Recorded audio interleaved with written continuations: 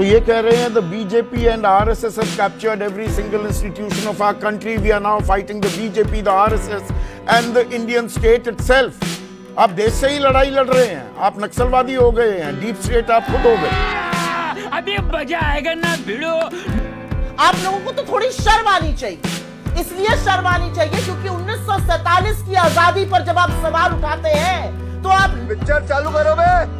आरोप गंभीर तो लग गए सुप्रिया श्रीनेट राहुल गांधी पर भी। राहुल गांधी तो ये कह रहे हैं the BJP and RSS have captured every single institution of our country, we are now fighting the BJP, the RSS and the Indian state itself. आप देश से ही लड़ाई लड़ रहे हैं, आप नक्सलवादी हो गए हैं, डीप स्टेट आप खुद हो गए। तो रुको जरा, आपको, आपके दर्शकों को और आरएसएस के वक्ता को यहां पर सबसे पहले तो मेरा नमस्कार।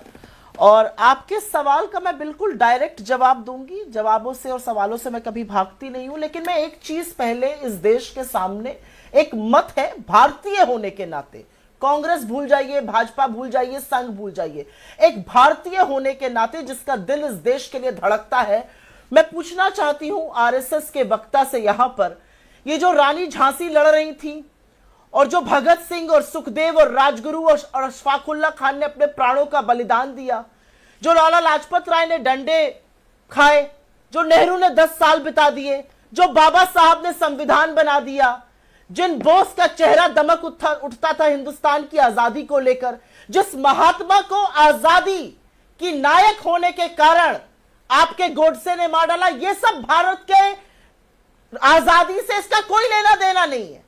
आप लोगों को तो थोड़ी शर्म आनी चाहिए, इसलिए शर्म आनी चाहिए क्योंकि 1947 की आजादी पर जब आप सवाल उठाते हैं तो आप लाखों करोड़ों मेहनतकश मजदूरों, औरतों, पिछड़ों, दलितों, इस देश के हर उस व्यक्ति पे सवाल उठाते हैं जिसने ब्रिटानिया हुकूमत को घुटने टिकवाकर इस देश से निकाल बाहर किया था। और मैं बताती हूं आप ये क्यों करते हैं। आप ये इसलिए करते हैं क्योंकि उस आजादी में आपकी छोटी उंगली का नाखून भी नहीं कटा था। उस आजादी के आंदोलन में जहां पर लोग फांसी के फंदे चूम रहे थे और पूर्ण स्वराज का आह्वान कर रहे थे और 10-10 साल अपनी जवानी के जेल में काट रहे थे, आपके जैसे लोग मुखबिरी करके माफी नामे लिख रहे थे। आपके लोग क्विट इंडिया मूवमेंट को कैसे सप्रेस किया जाए ये बता रहे थे अंग्रेजों को। आपके लोग, आपने बात की हेडगेवर जी की, आपका संस्थापन हो चुका था 1925 में, लेकिन आप सिविल डिसोबीडियंस मूवमेंट का 1930-31 में पार्ट नहीं बने। और इसी का कारण है कि आप उस सच को झुटलाना चाहते हैं, आप इतिहास बदलना चाहते हैं ना। इतिहास रचिए, इतिहास बदला नहीं जाता है। और आपका सियाह इतिहास यह है कि आजादी के आंदोलन में आप नादारत थे और आजादी पर सवाल उठाना बिल्कुल देशद्रोह है, इसमें मुझे कोई संशय नहीं है। दुनिया पर यहां पर जिस आजादी की बात कर रहे हैं हमें संदर्भ भी देखना होगा। सुप्रिया श्रीनेट जो सरसंघ चालक कह रहे हैं कि राजनीतिक स्वतंत्रता मिली, सुनिए ना, सुनिए, आपका ही वक्त है, पूरा वक्त मैं आपको दूंगा कि सिर्फ राजनीतिक स्वतंत्रता मिली, सही मायने में मानसिकता वो गुलामी की ही रही। गोरे चले गए, कोकोनट नारियल आकर बैठ गए, गांधी नेहरू परिवार आकर बैठ गया, गुलाम बनाकर ही देश को रखे रखा और सही मायने में आजादी अब मिली है। वो ये कहना चाह रहे हैं, ये बात कह रहे हैं राकेश सिन्हा।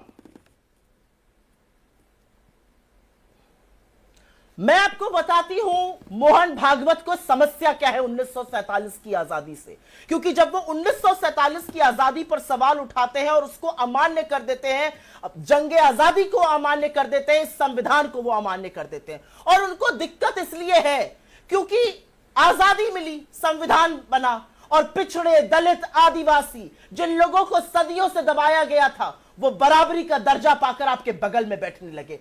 आपके संघ ने एक भी ब्राह्मण और ठाकुर को छोड़कर सरसंचालक ना बनाया हो, लेकिन इस देश की चेतना जाग चुकी है और पिछड़ा, दलित, आदिवासी अपना हक मांग रहा है। आप उसको वो हक नहीं देना चाहते हैं, इसलिए आप उस आजादी को और उस संविधान को बार बार अपमानित करते हैं। मुझे कोई गुरेज नहीं है ये कहने में कि अमित शाह ने जब अंबेडकर अंबेडकर अंबेडकर कहकर बाबा साहब का अपमान किया था तो वो उनका असलियत थी, वो उनका असली चाल चरित्र था। लेकिन आपका सवाल बिल्कुल वाजिब है। उन्होंने क्या, अभी इन्होंने एक शब्द यूज किया, राष्ट्रवाद। ये जो शब्द का इन्होंने इस्तेमाल, सांस्कृतिक राष्ट्रवाद। सांस्कृतिक राष्ट्रवाद मैं जानना चाहती हूं क्या है।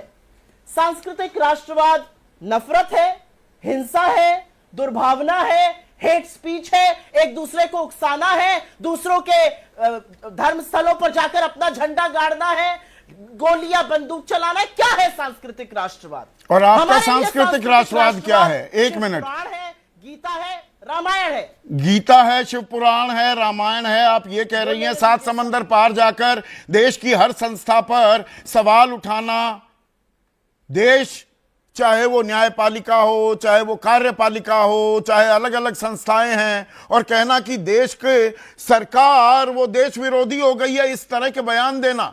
आप देश को डिस्टेबलाइज करने वाली जो ताकतें हैं, जॉर्ज सोरोस जैसे लोगों के साथ पाए जाते हैं, देखे जाते हैं। राहुल गांधी ये आरोप भी तो लगा रही है बीजेपी।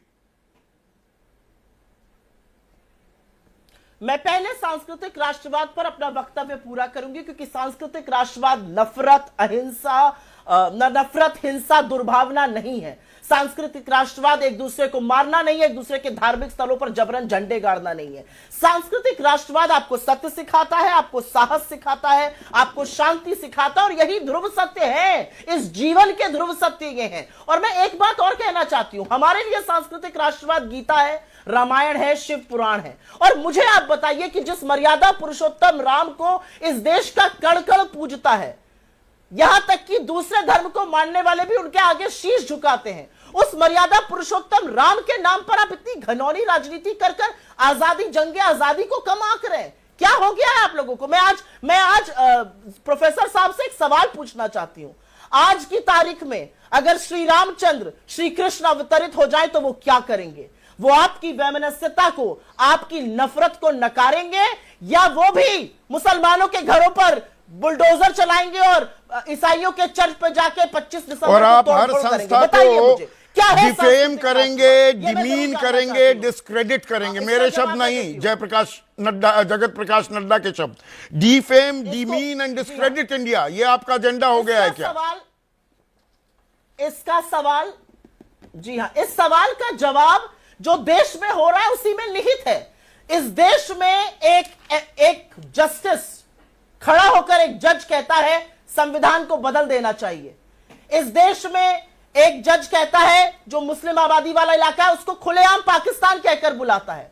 इस देश में लगातार पुलिस और प्रशासन के तमाम वीडियो सामने आते हैं जो धर्म विशेष और समुदाय विशेष के लोगों को जो टिप्पणियां करते हैं वो हम नेशनल टीवी पर नहीं बोल सकते हैं। इस देश में ईडी, सीबीआई, इनकम टैक्स जैसी एजेंसी सिर्फ और सिर्फ विपक्ष के खिलाफ बोलती है, और विपक्षी के नहीं। तो आप देश के ही खिलाफ हो जाएंगे। आप इंडियन स्टेट के खिलाफ आप दम भरेंगे सार्वजनिक मंच से, that I am fighting against the Indian state.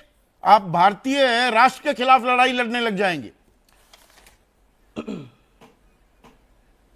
Sandeep ji, what is the Indian state? We would like to know. The Indian state as envisaged in the constitution is a government that should work for the betterment of the people. The Indian state is all about unbiased agencies that hold the constitution and the democracy of this country, जो लोकतंत्र को, जो संविधान को, जो हमारे लोकतांत्रिक मूल्यों को बचाकर चलती हैं। जब वो सारी संस्थाएं एक रंग में इस देश को रंग देना चाहती हैं, और मुझे बड़ा फक्र है इस बात तो का इंडियन स्टेट कि का मैं उस मतलब आप पार्टी कह से और रही इस हैं बात का और भी संस्थाओं पकड़े से कि आपका आज संदर्भ था।